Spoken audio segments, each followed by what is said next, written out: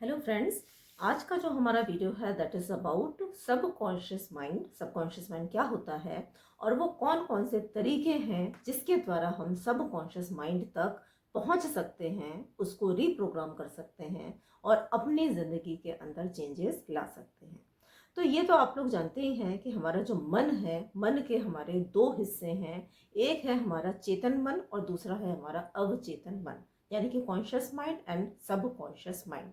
जो चेतन मन है हमारा, यानी कि जो कॉन्शियस माइंड है, ये बहुत लॉजिकल होता है, ये एनालिटिकल होता है, क्रिटिकल थिंकिंग इसके अंदर आती है। हम जो भी चीज़ें हमारे जीवन में अवेयरनेस के थ्रू करते हैं, ये सारे के सारे इसके लिए कॉन्शियस माइंड हमारा इन्वॉल्व होता है। जो सब कॉन्शियस माइंड है हमारा वो अंदरूनी भाग है जिसके अंदर हमारे जो फियर्स हैं, जो डिज़ायर्स हैं, जो बिलीफ पैटर्न्स हैं, हमारे जो नेगेटिव थॉट्स हैं, जो कि हमारे जीवन के एक्सपीरियंसेस के द्वारा बने हुए हैं, बहुत सारी चीज़ें, जो डाउट्स हो गए, ये सारी चीज़ें हमारे अवचेतन मन के अंदर रहती हैं और हमारी लाइफ को ये एक तरीके से गवर्न करने का काम करती हैं। तो जो अवचेतन मन है ये अव्यक्त मन है और जो चेतन मन है इसको हम व्यक्त कर सकते हैं।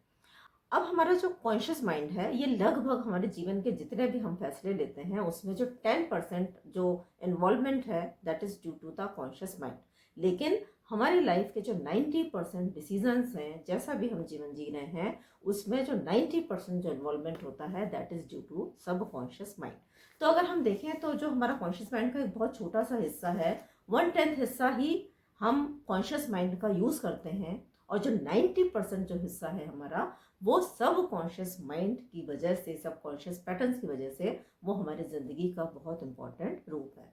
लेकिन एक अच्छी बात यह है कि भले ही वो 90% हिस्सा सब कॉन्शियस माइंड का है, लेकिन कॉन्शियस माइंड के अंदर वो क्षमता है कि वो हमारे सब कॉन्शियस माइंड को कंट्रोल कर सकता है, रेगुलेट कर सकता है, अगर वो अवेयरनेस में है तो वो कौन कौन से तरीके हैं जिससे कि हम हमारे सब कॉन्शियस माइंड तक पहुंचते हैं। तो अगर हम देखें इसमें, जैसे कि मान लीजिए एक घोड़ा है ना। अब घोड़े के अंदर तो बहुत पावर होती है, घोड़े की पावर से ही हम हॉर्स पावर बोलते हैं। लेकिन अगर घुड़सवार अच्छा नहीं है तो वो घोड़ा अपने पावर को कैसे यूज़ करेगा।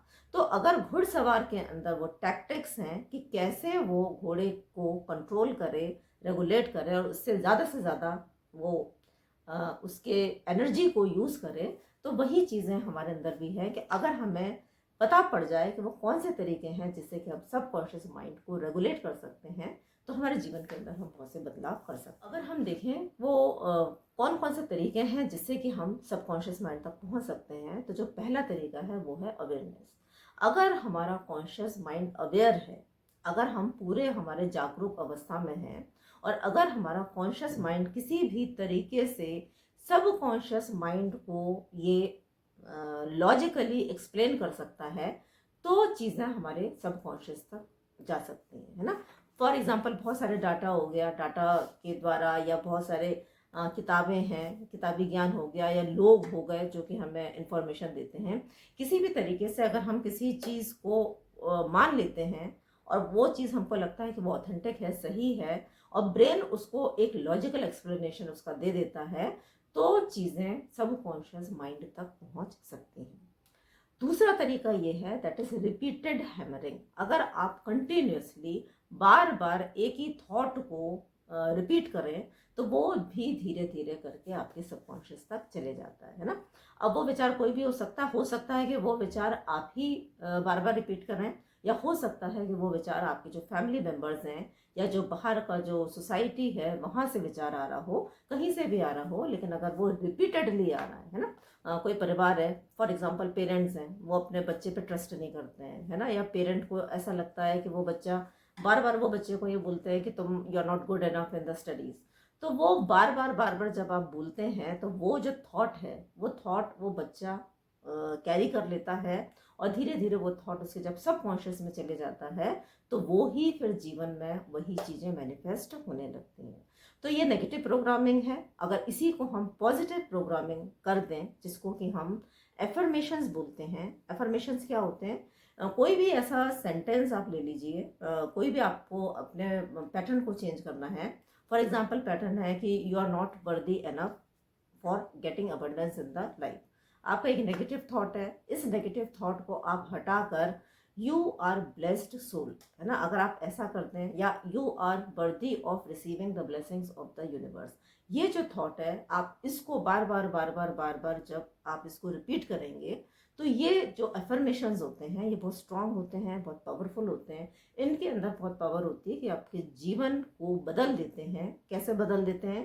क्योंकि जब ये आपके सबकॉन्शियस में जाते हैं तो आपका जो नेगेटिव बिलीफ है उसको ये पॉजिटिव बिलीफ में कन्वर्ट करते हैं, और जो हमारे बिलीफ होते हैं, जो हमारे थॉट्स होते हैं, वो ही हमारी धीरे धीरे करके रियलिटी बनती है, रियल लाइफ में मैनिफेस्ट होते हैं, और फिर वही जीवन हम जीते हैं।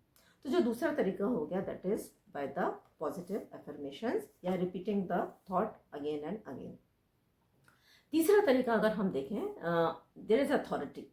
अगर कोई अथॉरिटी आपको कोई बात कहती है तो वो चीज़ें आपके आसानी से बिल्कुल एक बार में सबकॉन्शियस माइंड में पहुंच जाती हैं।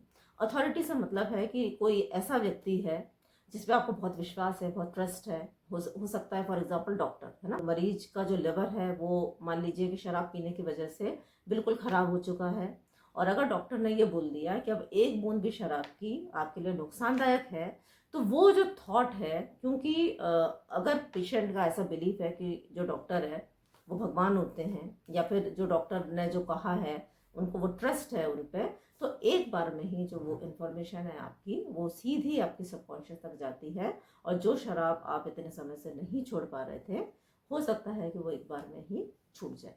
तो अगर अथॉरिटी कोई चीज़ कहती है तो ही चीज़ें एकदम से डायरेक्टली सबकॉन्शियस माइंड तक पहुंच जाती हैं। चौथा तरीका जो कि सबकॉन्शियस तक हमको लेकर जाता है वो है हमारे इमोशंस। ना इमोशंस बहुत अगर इंटेंस हों, और अगर खास कर इमोशंस बहुत पेनफुल हों, तो ऐसे में पेनफुल हों या आप उनको बहुत इंटेंसिफाइड हों, तो ऐसी कंडीशन में जो भी थॉट है आपका वो आप बहुत आसानी तक सबकॉन्शियस तक ले जाते हैं ना। अब जो हमारा सबकॉन्शियस माइंड है वो लॉजिकल नहीं होता, वो आसानी से किसी भी चीज़ पर बिलीव कर लेता है, और वो बिल्कुल भी उसको उसमें वो यस नो और वो क्रिटिसाइज करने की और लॉजिकली उसको एनालाइज करने की क्षमता उसके अंदर नहीं होती है ना। इसका एग्जांपल आप ये कह लीजिए, फॉर एग्जांपल आप हॉरर मूवी देख रहे हैं, तो जब हम किसी मूवी को देखते हैं, हॉरर मूवी आप देख रहे हैं, तो उस समय आपका कॉन्शियस माइंड को मालूम है कि it is just a movie. जो भी उसमें कैरेक्टर्स आ रहे हैं तो वो सारे सिर्फ एक ड्रामा है, और उसमें कुछ भी सत्य नहीं है, कुछ ट्रूथ नहीं है उसमें। तो हम जब देखते हैं तो वो हमारा कॉन्शियस माइंड उसको देख रहा है और समझ रहा है। अब जब हम सोते हैं या जब नींद में जाने वाले होते हैं तो उस समय में हमारा जो सब कॉन्शियस माइंड है ये टेक ओवर कर लेता है। कॉन्शियस माइंड हमारा नीचे आता जाता है और सबकॉन्शियस हमारा ये की तरफ हम जाते जाते हैं।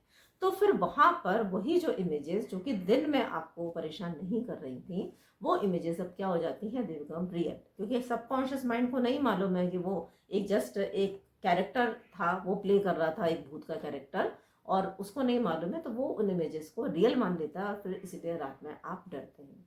तो जो चौथा तरीका है कि अगर हमारे जो इमोशंस हैं, अगर इमोशंस के साथ कोई मैसेज जाता है तो वो जो सबकॉन्शियस है उसको इजीली एक्सेप्ट कर लेता, फिर वो उस पर क्वेश्चन नहीं करता। और यहीं पे आती हैं हमारी जो लॉ ऑफ अट्रैक्शन की जो टेक्निक्स हैं, जिसमें कि हम कहते हैं जो विजुअलाइजेशन है। अगर आप लॉ ऑफ अट्रैक्शन को फॉलो कर रहे हैं, और अगर आपने जो भी आप अपने जीवन में चेंज लाना चाहते हैं उसको आप विजुअलाइज करें, और विजुअलाइज के साथ में फील इट विद इमोशंस, है ना। अगर आप मान लीजिए सक्सेसफुल होना चाहते हैं, किसी पद पे जाना चाहते हैं, तो आप उस समय आप कैसा फील करेंगे इसे भी महसूस करें। एक पूरी क्लियर कट इमेज आपके माइंड में होगी। जितनी इमेज के अंदर डिटेल्स होंगी, जितनी डिटेल्ड आपकी इमेज होगी, जितने इमोशंस आप उसके अंदर डाल सकते हैं, उतने ही जो आपके जो थॉट्स हैं वो आसानी से मैनिफेस्ट होंगे। तो जो चौथा तरीका है हमारा that is by the emotions. और जो पांचवा तरीका सबकॉन्शियस तक जाने का है वो है रात में सोने के पहले के जो 5 मिनट्स है ना। जब हम रात में सोते हैं, जैसे जैसे हम नींद की तरफ बढ़ते हैं, तो हमारा कॉन्शियस माइंड नीचे आता जाता है और सबकॉन्शियस के दरवाजे खुलने लगते हैं। और जब आप सो गए हैं तब तो आपको आपके थॉट्स पे कोई कंट्रोल नहीं है, क्योंकि सबकॉन्शियस ने जो पूरा वो है टेक ओवर कर लिया है। लेकिन जब आप सोए नहीं हैं और सोने के पहले की जो स्टेज होती है, जब आप आधी निद्रा अवस्था में हैं, तो उस समय में हमारी बेसिकली जो अल्फा स्टेट फ्रीक्वेंसी है ये धीरे धीरे हमारी एक्टिवेट होने लगती है।